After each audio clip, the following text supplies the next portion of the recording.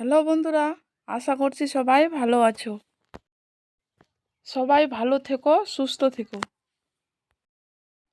আজকে আবারও একটা ডোনাট বানানোর রেসিপি নিয়ে চলে এসেছি। ডোনাট বানানোর জন্য প্রথমে এখানে 250 গ্রাম দুধ নিয়ে নেব।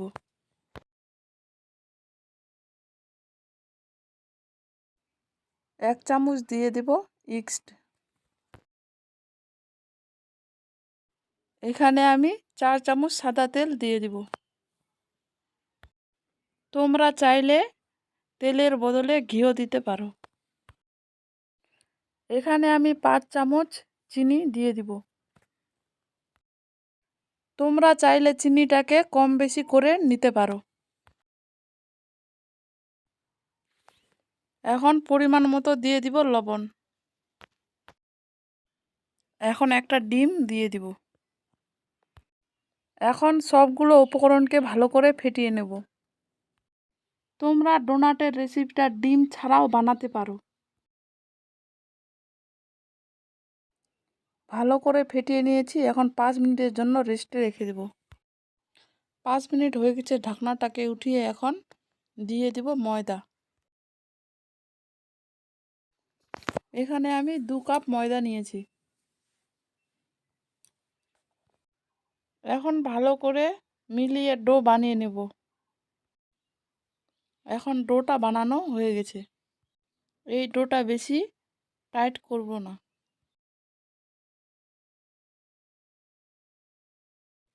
এখন ডোটার চারিপাশে বা ডোটার উপরে তেল ভালো করে লাগিয়ে নেব।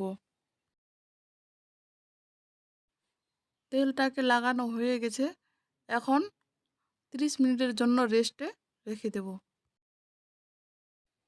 30 মিনিট পর এখন ঢাকনাটা উঠিয়ে নিব। 30 মিনিট পর দেখো ডোটা কতটা ফুলে গেছে।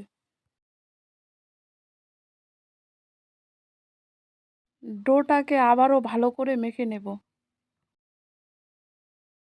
বন্ধুরা, ভিডিওটা স্কিপ না করে পুরো ভিডিওটা দেখার অনুরোধ রইল।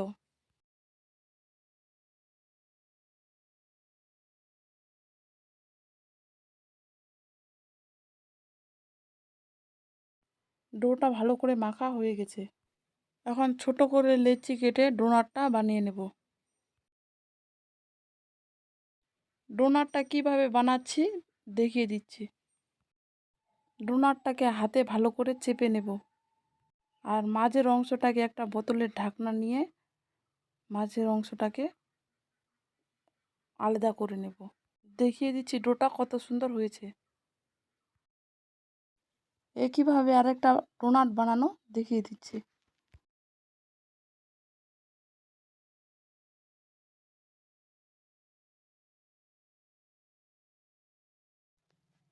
এই ডোনাটটা খুব সহজে বানানো যায়।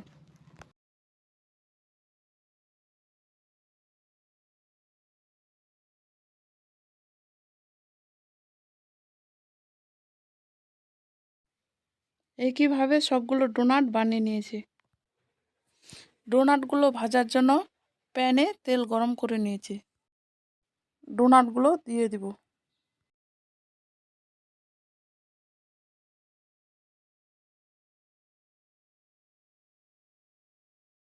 ডোনাটগুলো এখন হালকা আঁচে উল্টে পাল্টে ভেজে নেব। বন্ধুরা, দেখতে পাচ্ছ ডোনাটগুলো কতটা ফুলকো হয়েছে। ডোনাটগুলো হালকা আঁচে ভেজে নিয়েছি।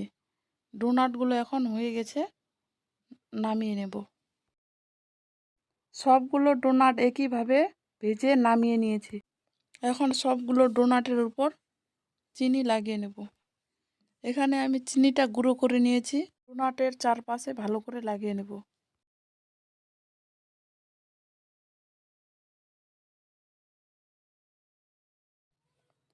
চিনির গুঁড়োটা একইভাবে সবগুলো ডোনাটের গায়ে লাগিয়ে নিয়েছি। বন্ধুরা, ডোনাট রেসিপিটি যদি ভালো লাগে লাইক, কমেন্ট, শেয়ার, সাবস্ক্রাইব করে দিবেন। ধন্যবাদ।